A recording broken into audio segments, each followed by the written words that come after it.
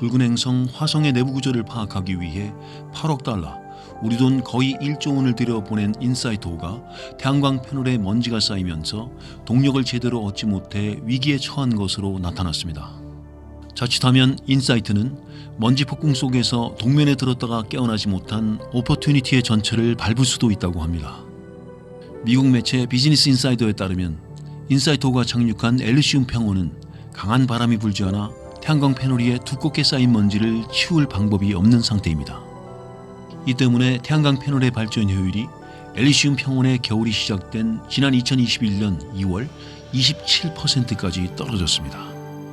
미국 항공우주국 나사는 동력을 아끼기 위해 각종 장비를 매일 번갈아 꺼놓는 동면 모드로 진입시켰으며 조만간 생존에 필요하지 않은 기능은 아예 꺼놓는 단계로 들어갈 것으로 전해졌습니다. 이 때문에 기상 측정 등이 차질을 빚고 있으며 2021년 5월부터는 핵심 임무인 지진계 가동도 중단하게 됩니다. 인사이트5는 과학장비 가동을 중단해 아낀 동력으로 영하 90도까지 떨어지는 밤 기온을 견디고 있습니다. 나사는 21년 7월쯤에 겨울이 끝나고 햇빛을 다시 강하게 받게 되면 태양광 패널의 발전 효율이 높아져 인사이트5가 동면 모드에서 벗어날 수 있을 것으로 기대하고 있습니다. 나사가 계획한 동면 기간이 거의 절반가량 지난 현재 인사이트5는 아직 양호한 상태를 유지하고 있으나 태양광 충전이 안 되어 전력 공급이 끊어질 수 있는 위험은 상존하고 있는 것으로 전해졌습니다. 인사이트5는 완전히 방전되어도 햇빛을 받으면 다시 충전되어 되살아나도록 프로그램되어 있으나 자칫하면 아예 깨어나지 못할 수도 있다고 합니다.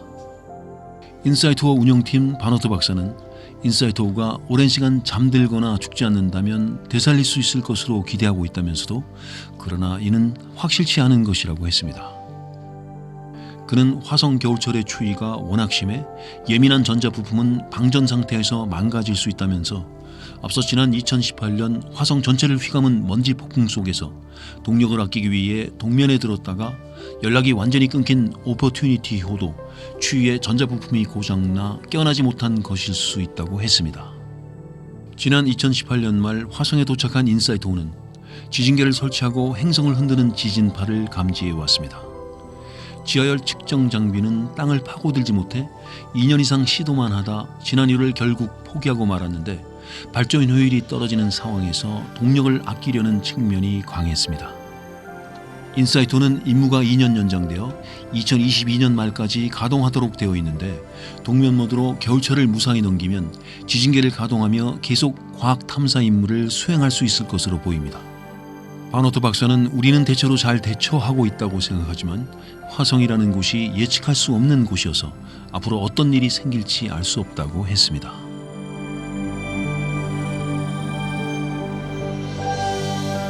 인류가 만들어 심우주로 보낸 우주선 중 가장 멀리 나가 있는 보이저 1호가 별 사이의 우주 공간을 채우고 있는 물질인 성간 매질에 관해 새로운 단서를 던져주었습니다. 성간이란 별과 별 사이의 우주 공간을 말합니다. 보이저 1호 장비를 통해 성간 매질을 구성하는 전리된 고온 기체인 플라즈마가 지속해서 약하게 떨리며 윙윙거리는 것을 포착했는데 이것이 플라즈마 밀도를 보여줌으로써 성간 매질과 태양풍의 상호작용이나 성간 환경에서 태양권 보호막 형성과 조정 등에 관해 분석할 수 있게 되었다는 것입니다. 미국 코넬 대학과 과학 전문 매체 등에 따르면 이 대학 천문학 교수 코르테스 박사가 이끄는 연구팀은 보이저 1호 전송 자료에서 희미하지만 2017년부터 지속해서 포착되는 플라즈마 떨림 신호를 분석한 결과를 과학저널 네이처 천문학에 발표했습니다. 지난 1977년 발사된 보이저 1호는 43년째 비행하며 임무를 수행 중입니다. 현재 지구로부터 227억 킬로미터 떨어진 곳을 시속 6만 킬로미터로 비행 중인데 이곳에서는 측정한 자료를 빛의 속도로 전송해도 21시간이나 걸리는 거리입니다. 보이저 1호는 지난 2012년 8월 인류가 만든 우주선 중에서는 최초로 태양풍이 성간 매질의 압력과 균형을 이루어 더는 뻗어나가지 못하는 태양계의 끝인 태양 광계면을 통과해 성간 우주로 진입했습니다. 보이저 1호는 보이저 2호와는 달리 플라즈마의 진동을 측정할 수 있는 플라즈마파 서브 시스템 장비를 갖추고 있습니다. 동체 뒤로 10m 안테나 2개를 달고 있는데 플라스마 진동이 특정 주파수에만 일어나고 이 주파수는 플라스마의 밀도와 직접 관련되어 있는 점을 이용해 플라스마 밀도를 측정하기 위해 장착되었습니다. 보이저 1호가 성간 우주에 들어선 이후 코로나 질량 방출과 같은 태양 표면의 폭발 때 강한 플라스마 진동 사건이 짧게는 이틀에서 길게는 1년까지 모두 8차례 포착되었습니다. 연구팀은 플라스마파 서브시스템 자료를 분석해 플라스마 진동 사건보다는 약하지만 지속적이고 꾸준한 플라스마 떨림 신호를 포착했습니다.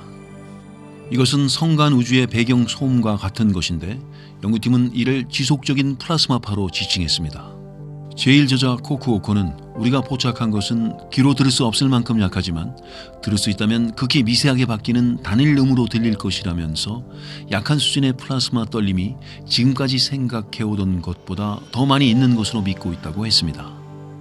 이는 태양활동으로 플라스마 진동 사건이 일어나지 않더라도 보이저 1호가 이동하면서 측정한 자료만으로 플라스마의 공간 내 분포를 추적할 수 있다는 의미입니다. 샤미 차더지 박사는 지금까지는 성간 우주의 밀도를 지속해서 측정할 기회가 없었다면서 앞으로는 태양이 어떤 상태이든 보이저 1호가 항진하며 밀도에 관한 자료를 계속 보내올 것이라고 했습니다. 그러나 이를 무한정 기대할 수는 없는 형편입니다. 보이저 1호가 원자력 전지인 방사성 동위원소 열전기 발전기로 동력을 얻는데 매년 조금씩 성능이 떨어지고 있으며 2025년께 한계를 맞을 수도 있는 것으로 예측되고 있습니다.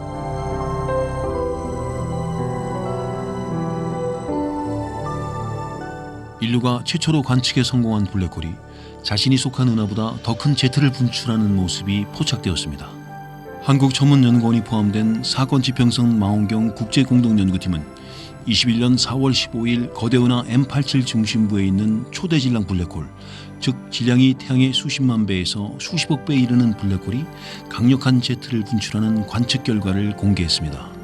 블랙홀은 중력이 매우 강해 빛조차도 빠져나올 수 없는 천체입니다. 블랙홀은 주변에서 물질을 끌어들이는 한편 빛에 가까운 속도로 주변에서 빨아들인 물질을 분출하는 제트 현상을 일으킵니다. 사건 지평선 망원경 연구팀은 M87 블랙홀로부터 광학, 적외선, X선, 감마선 등 전체 전자기파 답파장을 동시에 관측해 M87 은하 크기보다 더 큰 제트를 분출하는 모습을 확인했습니다. 그동안 블랙홀 주변 강착 원반과 제트 방출 물질 때문에 블랙홀 관측에 어려움이 많았습니다.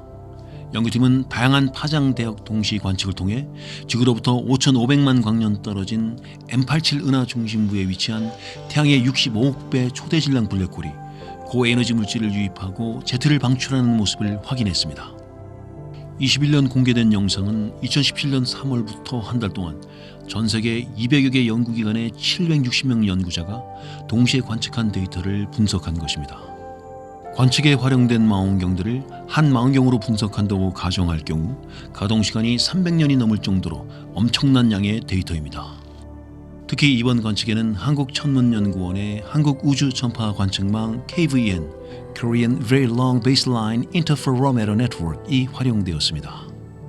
4개 주파수 대역을 동시 관측할 수 있는 KVN을 통해 M87 블랙홀 제트의 세기 측정과 영상화에 기여했습니다. 블랙홀이 강력한 힘으로 물질을 빨아들이고 내뿜는 과정을 밝히는데 실마리가 될 것으로 기대됩니다.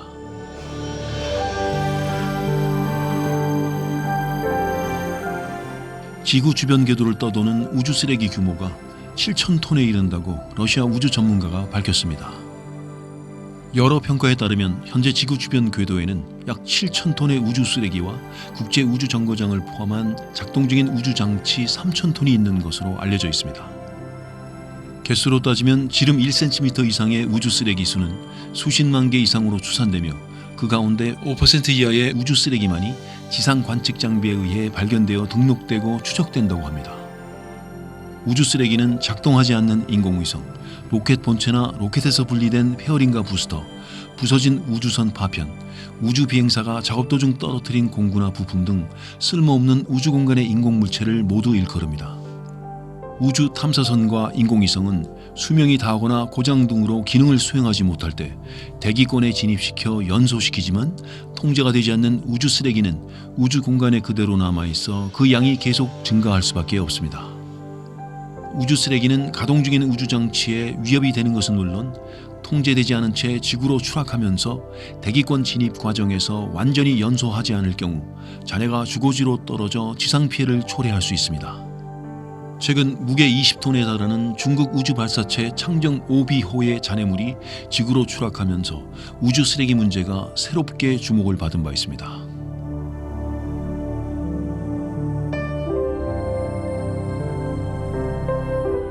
화산 활동이 수백만 년 전에 끝난 것으로 알려진 붉은 행성 화성에서 최근 5만 년 내에 폭발한 것으로 추정되는 화산 활동 흔적이 포착된 것으로 발표되었습니다. 미국 행성과학연구소에 따르면 데이비드 호바스 박사가 이끄는 연구팀은 화성궤도 위성 관측 자료를 통해 엘리시움 평원에서 화산 폭발 증거를 찾아낸 결과를 과학저널 이카로스에 공개했습니다. 화성의 화산 활동은 약 30억 년에서 40억 년 전에 집중되었으며 규모가 작은 국지적 화산 폭발이 300만 년 전까지 이어졌으나 이후에는 화산 활동이 진행된 흔적이 발견되지 않았습니다. 연구팀은 워싱턴 DC보다 약간 더 넓은 지역에 걸쳐 검은 퇴적물이 쌓여있는 것을 화산 활동의 증거로 제시했습니다. 이 퇴적물들은 높은 열 관성을 갖고 있으며 엘리시움 평원의 균열 구조인 케르베르스 포사의 주변에 대칭적으로 분포되어 있습니다. 연구팀은 이런 흔적이 달과 수성의 화산 폭발을 시사하는 특징들과 유사하다면서 지금까지 화성에서 발견된 화산 퇴적물 중에서는 가장 최근의 것으로 화성의 지질 역사를 하루로 따지자면 불과 몇 초 전에 발생한 것이라고 할 수 있다고 설명했습니다. 화성의 화산 활동 대부분은 용암이 흘러내린 용암류 자국을 갖고 있으나 이번에 찾아낸 화산 흔적은 주변 용암류 위에 형성되어 상대적으로 최근에 재와 암석이 쌓인 것으로 나타났습니다. 호바스 박사는 이 화산 폭발은 10km 높이까지 화산재를 뿜어내지만 마지막 화산 분출이었을 수 있다면서 엘리시움 평원에는 화성에서는 상대적으로 최근인 약 300만 년 전에 폭발한 화산이 있기는 하나 전혀 예상하지 못했던 것이라고 했습니다. 그는 이런 화산 폭발 흔적이 더 많았으나 침식되거나 묻혔을 가능성이 있다고 했습니다. 화산 흔적이 발견된 곳은 미국 항공우주국 탐사선 인사이트-O가 지난 2018년부터 지질 탐사를 하는 곳에서 약 1000km밖에 떨어지지 않았습니다. 인사이트-O가 감지한 화진 중 2개는 케르베르스 포사이에서 발생했으며 최근 연구에서는 지하의 마그마 움직임이 이를 유발했을 가능성이 있는 것으로 제시된 바 있습니다. 호바스 박사는 화산 퇴적물이 오래되지 않은 점은 화산 활동이 아직도 진행 중일 수 있는 가능성을 높여주는 것이며 인사이트-O가 감지한 최근의 화진이 케르베르스 포사이에서 발생한 것도 흥미롭다고 말했습니다.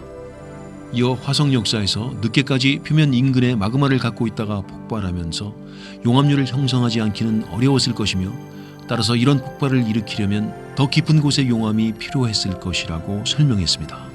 그는 이번에 발견된 것과 같은 화산 퇴적물은 화성 표면 인근에 최근까지도 생명체가 서식할 수 있는 조건을 갖췄을 가능성을 높여주는 것이라고 지적했습니다.